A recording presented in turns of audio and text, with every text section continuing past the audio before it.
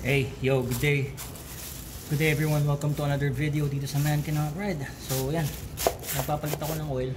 So this is just a simple video para sa mga tips for changing oil. Na-drain ko na, okay na. This is also a quick review ng Shell AX5. Diba? So sa ngayon maraming magsasabi na, oh bakit mineral, bakit mumurahin, bakit hindi synthetic, bakit ganito, bakit ganyan. Now, here's the thing. Yung inalis ko dito, AX5 10W40, 6 months, 2,000 kilometers. Yes, medyo matipid ako mag-ride kasi strict ang parents ko eh.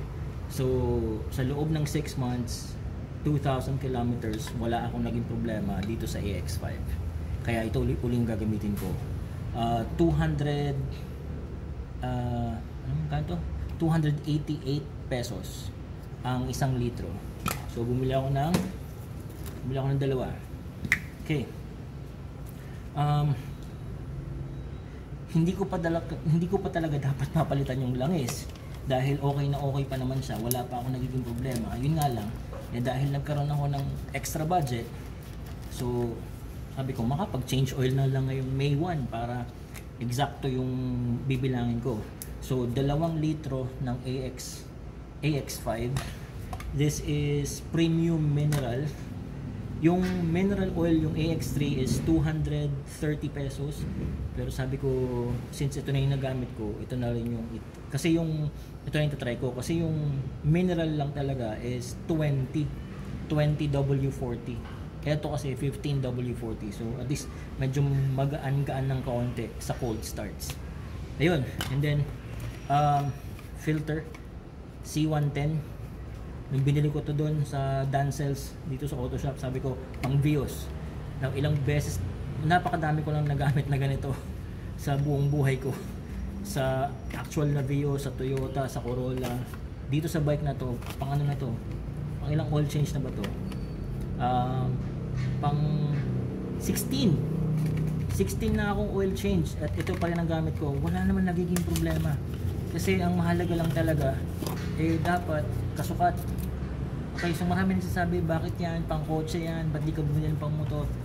Well, again, this is my experience at kung sa tingin mo mali ang experience ko, bumalik ka na lang sa saya ng nanay mo. Okay, so this is my experience. Again, 6 months, 2,000 kilometers using AX5, wala akong naging problema. Kaya lang ako nagpapalit ngayon kasi May 1 para okay yung bilang at saka dahil nagkaroon ako ng extra pera. Vic Vic filter na pang Toyota C110, nakakalabing-anim na akong ganito. So ito pang 17 sa bike na to, wala akong nagiging problema. Mga tips, okay, palagi tayo magpalit ng crush washer. Ito yung lumang crush washer, numipis na talaga siya compared dun sa nilagay ko. Alright, another tip, gumamit tayo ng torque wrench. Kaya yan may torque values na nilagay sa manual. Kasi yun yung specified torque values ng tamang higpit. Hindi pwedeng maluwag, hindi pwedeng sobrang higpit. Dapat kung ano yung torque values. Gamit tayo ng torque wrench. So ito yun, nahigpitan ko na. Check ko lang ulit. So this is yan, 22 foot-pounds of torque. Okay, tapos sa filter, gagamit ako ng filter wrench. Ayan, online lang to na 110 pesos ata, pang habang buhay ko lang gagamitin. Panglagay at pangalis at pangtanggal ng pangalis at panglagay ng filter. Ito ay 13 to 14 foot-pounds of torque. Kaya yun nilagay sa manual kasi may silbi yun. So marami dyan ang puro tansyahan ng tansyahan. So again, this is my experience. Kung sa tingin mo mali ang experience ko, bumalik ka na lang ulit sa tumbong ng nanay mo. Okay.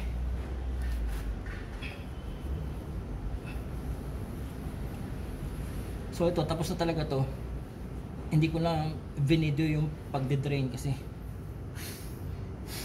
kung hindi mo maintindihan yung paano mag-drain ng oil, wag kang mag-change oil lang sa'yo.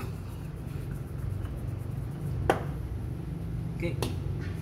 This one, itong old filter dati, binubuksan ko to lagi, ginagrinder ko to, binubuksan ko yung loob, I'm checking for metal particles or kung ano man. Pero ngayon tinigilan ko na kasi yung huling 7 binuksan ko nito galing sa motor na to, lahat wala siyang metal deposits. So meron siya yung mga normal sludge, normal deposits lang talaga, pero wala akong nakikitang dapat ipag-aalala. Okay, again, this filter works. It's affordable, it's cheap.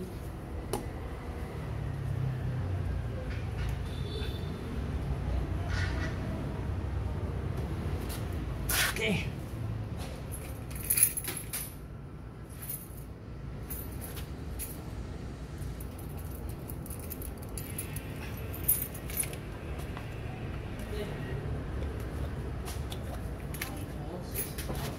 Six.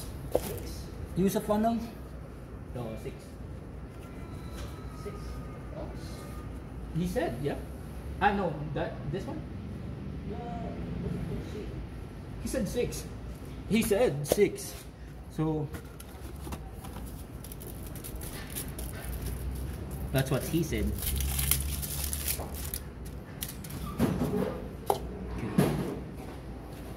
Now, ang recommended ko dito, lagyan mo to ng langis. Hindi lang yung basta babasain. Lagyan mo na siya para ma-activate na yung filter element. Yung nga lang, pag ini-install sa bike, tagilid kasi. So nabububok, natatapon. So siguro, kaunti lang. Pwede na, basta ma-activate lang yung. Tapos, spread natin. Lagay natin ito sa gasket. Para lang, kumbaga parang preload lang. Preload ng langis. Ayan. Okay, wala pa tayong kalat.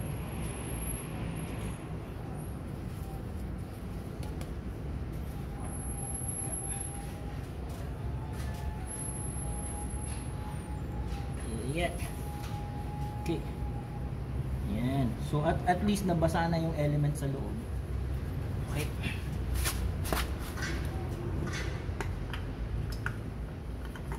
Why? Yun lang, huwag ibagsak. Yung bagong filter.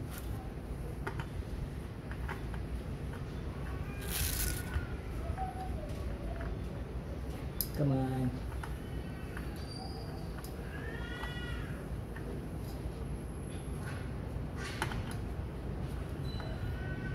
Wait. Ang dulas kasi.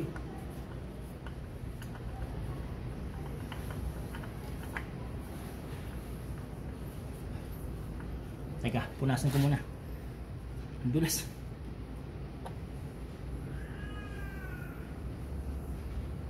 Okay, so nung una akong nagpalit ng Vic filter itong pang Toyota, talagang sinukat-sukat muna namin.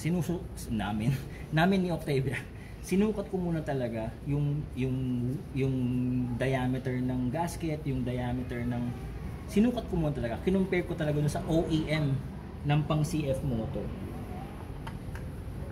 Kasi yun naman ang mahalaga doon. Ang mahalaga doon is magtugma yung diameter ng gasket, yung thickness ng gasket, yung lalim ng gasket. Ayan, hand tight muna. Ano yan? Hand tight. Tapos lagay natin yung wrench filter. Set natin sa tamang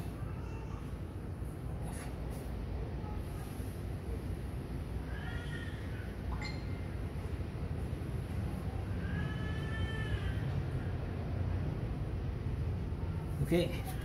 So nakaset na siya sa 13. Actually ginawa kong 14 foot-pounds of torque. Lagay natin.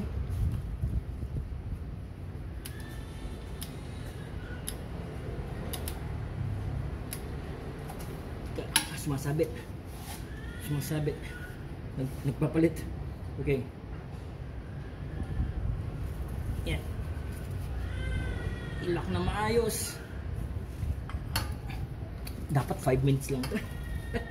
Yung video na to.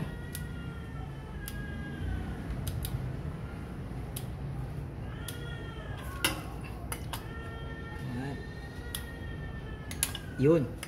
Ayaw ko. Ang dulas kasi. Yan. So maririnig nyo naman yung click. Okay?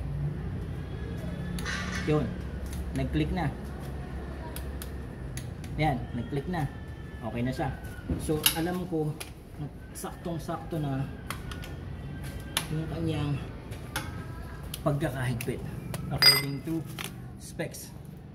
Alright, so magtatagay na tayo ng langis. And that's it. And tapos na yung change oil process. I will see you on the next video.